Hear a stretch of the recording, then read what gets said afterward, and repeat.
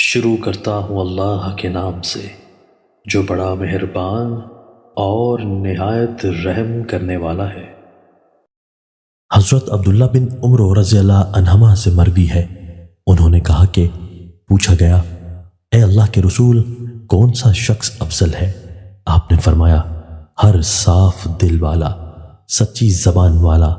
صحابہ نے کہا، سچی زبان والے کو تو ہم جانتے ہیں، یہ صاف دل والا کون ہے؟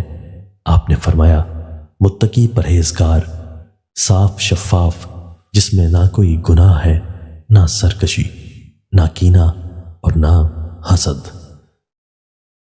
حضرت عبداللہ بن عمر رضی اللہ عنہما سے مروی ہے کہ نبی صلی اللہ علیہ وآلہ وسلم نے فرمایا، جو شخص اپنے آپ کو دل میں بڑا سمجھے یا اپنی چال میں تکبر اختیار کرے تو وہ اللہ تعالیٰ سے اس حالت میں ملاقات کرے گا کہ اللہ تعالیٰ اس پر سخت غصے ہوں گے۔